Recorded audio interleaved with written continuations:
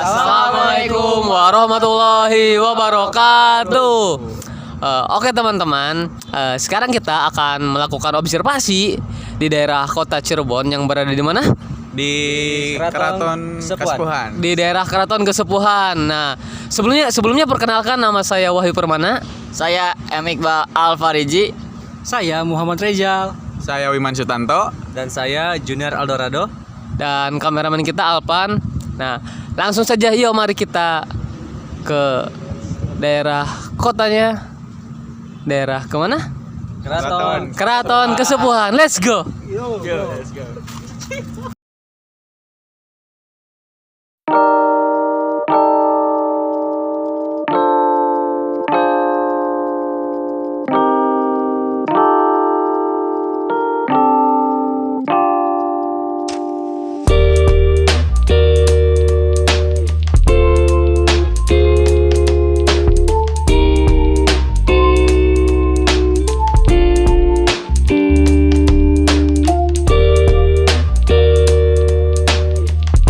Halo guys, pada kesempatan kali ini di sini kita sedang mengunjungi salah satu kota yang ada di Jawa Barat, yaitu kota Cirebon. Nah, di sini kita akan melakukan observasi, tepatnya di daerah Kesepuhan Cirebon. Seperti apa keseruannya? Yuk, let's go.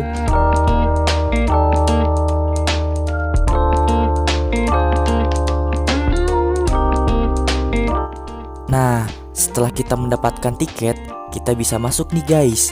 Dan kita di sini dibimbing oleh salah seorang narasumber yang akan menjelaskan tentang terbentuknya Kesepuhan Cirebon ini. Yuk kita tonton, let's go.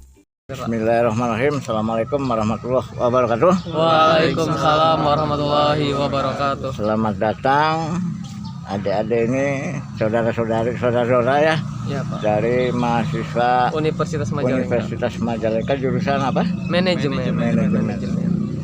Selamat berkunjung wisata sejarah pada salah satu peninggalan sejarah Wali Songo di Jawa, yaitu di Cirebon atau Keraton Kesultanan Cirebon. Ini nama awal. Perkenalkan, nama Bapak Pak Mungal. Pak Mungal. Selaku pemandu wisata yang akan mengantar, menjelaskan, memotret keliling ini untuk waktu 1 jam kurang lebih ya. Baik, Pak. Jadi keraton ini peninggalan Syekh Syarif Hidayatullah yang bergelar Sunan Gunung Jati. Beliau membangun keraton ini setelah Cirebon zaman Wali, setelah Islam, tahun 1529. Tapi sebelum Cirebon Islam, dulu Hindu, termasuk kakeknya Prabu Siliwangi. Prabu Siliwangi. Karena ibunya Syarif Hidayatullah itu putri Prabu Siliwangi, jadi cucu Prabu Siliwangi Kesunan ya. Bernama ibunya tuh Nimas Rara Santang, bersuamikan Raja Mesir dari Arab, Sultan Syarif Abdullah. Jadi Syarif Hidayatullah itu bapak dari Mesir, ibu dari Pajajaran. Kemudian setelah berkembangnya Islam di Jawa ini, beliau mendapat pengukuhan dari kakeknya untuk melepas diri dari Pajajaran karena Islam. Nah, tahun 1479 beliau mendapat pengukuhan dari kakeknya, disaksikan Wali Songo yang waktu itu ketua dewannya Sunan Ampel. 1479. Kemudian tahun 1500 membangun Masjid Agung yang di depan itu bersama Wali Songo. Nah, setelah Cirebon mencapai zaman kejayaan, zaman keemasan kaya, setelah mengusir Portugis bersama Demak Banten dari pelabuhan Sunda Kelapa Jakarta, itu Cirebon mencapai zaman kejayaan. Mungkin dapat pampasan perang atau gimana. 1527, 1529 baru bangun keraton yang bagus. Kalau keraton yang awal tuh di bawah pohon itu, zaman Walang Sungsang. Raden Walang Sungsang itu dipercaya bapaknya sebagai kepala daerah Cirebon, bergelar Prabu Siliwangi. Nah, kepala daerah itu bergelar Kuwu, panggilannya Pangeran Cakrabuana ya. Dan beliau dikenal dengan sebutan Mbah Kuwu Cirebon. Nah, kemudian setelah penyerahan dari uaknya kepada ponakannya zaman wali itu Sunan Gunung Jati mohon ke kakeknya untuk lepas, dan tadi 1479 melepaskan diri ya. Nah 1500 bangun masjid, 1529 bangun keraton. Pada keturunan ke-6 dari Sunan terjadi campur tangan Belanda, divide et impera, pecah belah, menjadikan Sultan Cirebon yang ke-6 menjadi Sultan Anom, adiknya Sultan Cirebon ke-6 menjadi Sultan Anom, dibangun Keraton Kanoman 1678. Sejak saat itu sultannya Sultan Samsudin, kakaknya Badruddin yang sebagai Sultan Anom. Jadi Samsudin ini kakaknya, adiknya Badruddin jadi Sultan Anom ke-1 di Kanoman. Sultan Cirebon ke-6 yang Pangeran Samsudin Martawijaya gelarnya ganti dari Sultan Cirebon ke-6 menjadi Sultan Sepuh ke-1. Sepuh itu tua karena kakaknya. Sejak itu turun-temurun Sultan Sepuh ke-2, Sultan Sepuh ke-3 terus sampai sekarang yang pemangku adat sekarang ini Pangeran Lukman ini sudah Sultan Sepuh ke-15. Dan Keraton Cirebon lebih dikenal dengan sebutan Keraton Kasepuhan. Nah itu sejarah singkatnya. Iya, Pak. Sekarang kita berada di halaman Siti Inggil. Siti tanah, Inggil itu tinggi. Jadi nanti kita masuk ke Siti Inggil ini dengan naik tangga di gapura depan ini.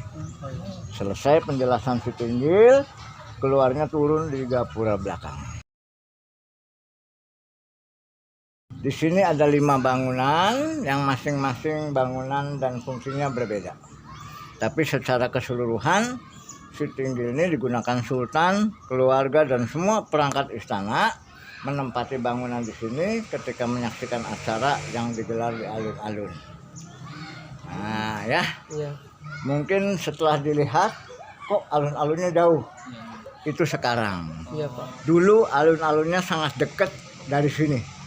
Ini seberang kali, seberang sungai. Seberang sungai itu sudah mulai alun-alun. Jadi kapungkur saya jalan, mobil, sepeda motor lewat tidak ada. Nanti gambar atau foto itu bisa disaksikan di museum. Oh, baik. Nah, acara yang paling sering dilakukan Sultan dan semua perangkat keraton menempati di sini menonton ke alun-alun. Acara itu disebut Sabtonan. Sabtonan itu setiap hari Sabtu. Nah, makanya disebut Sabtonan tuh. Jadi setiap hari Sabtu, seminggu sekali itu para prajurit keraton mengadakan latihan-latihan di alun-alun.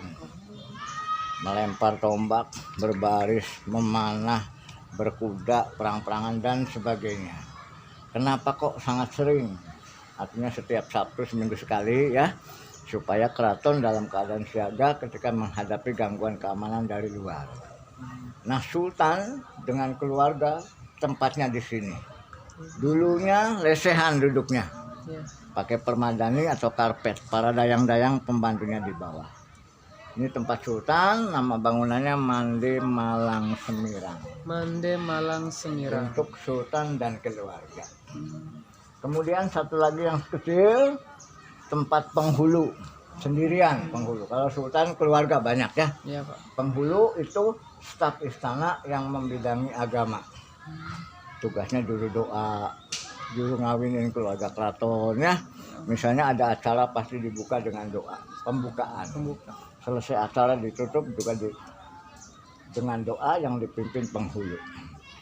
Nah, kemudian satu lagi yang depan ini Pendawa 5 untuk pengawal Sultan.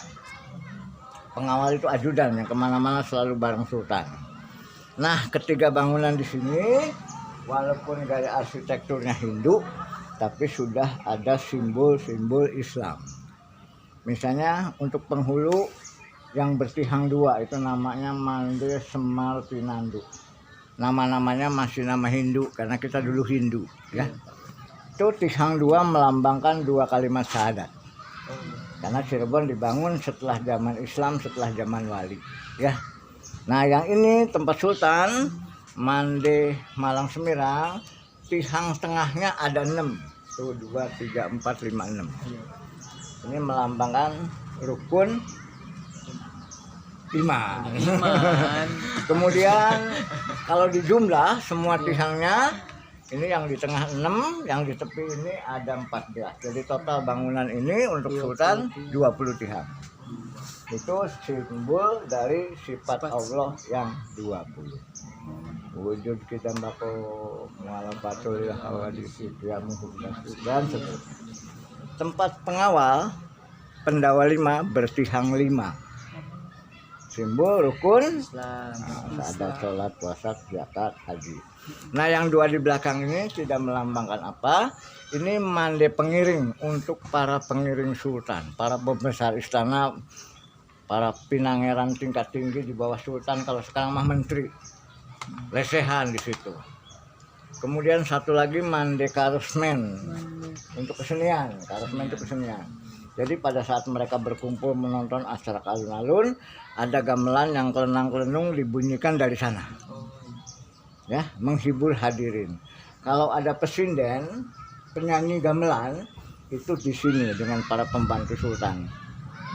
Menyanyinya di sini, iringan gamelannya di sana. Kenapa?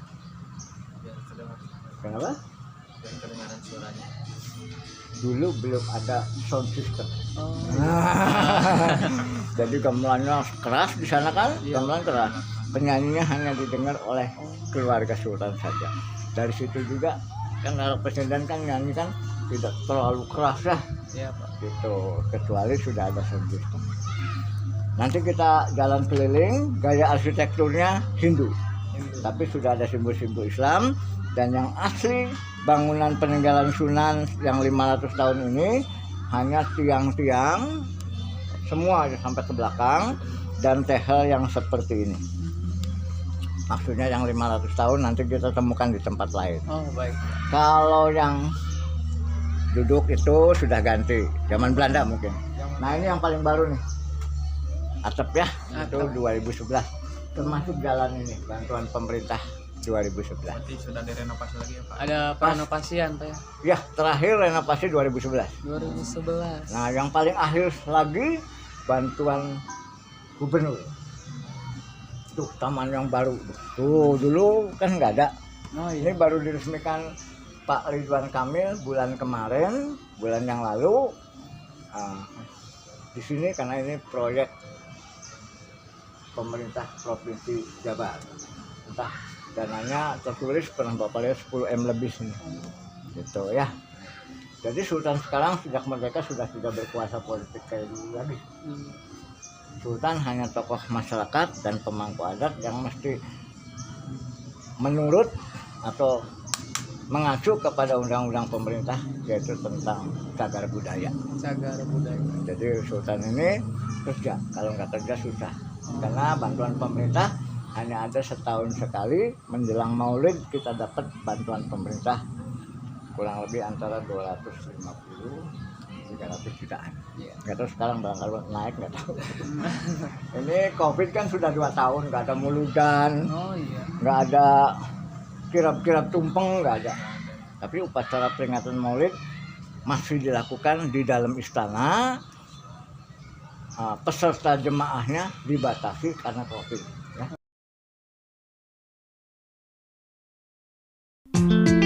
Nah, museum ini juga baru diresmikan oleh Pak Joko Widodo pada 18 September 2017.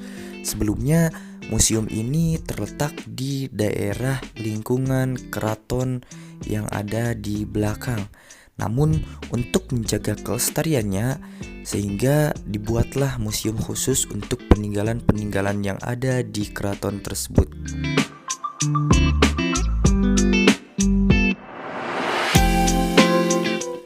Nah, dari banyaknya peninggalan yang ada di museum ini, ada salah satu peninggalan yang membuat kami menjadi tertarik.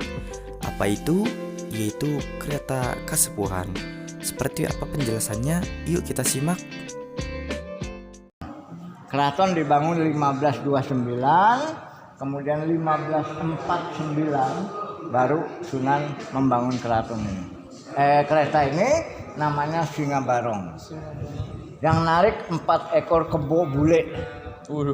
Untuk kirap agung kerajaan terutama 1 suro.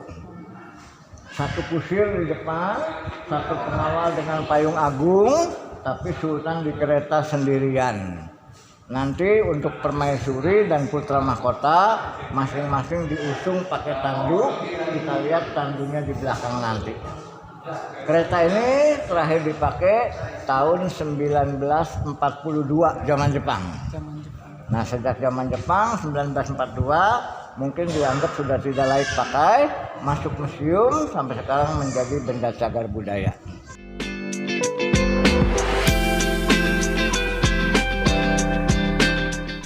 Nah, seperti itu guys penjelasannya. Jadi kereta tersebut dibangun pada zaman kejayaan Jepang. Jadi kereta tersebut sudah sangat berumur ya guys. Nah, mungkin itu saja dari kelompok kami yang bisa kami sampaikan. Kurang dan lebihnya mohon maaf. Wabillahi taufiq wal hidayah. Wassalamualaikum warahmatullahi wabarakatuh.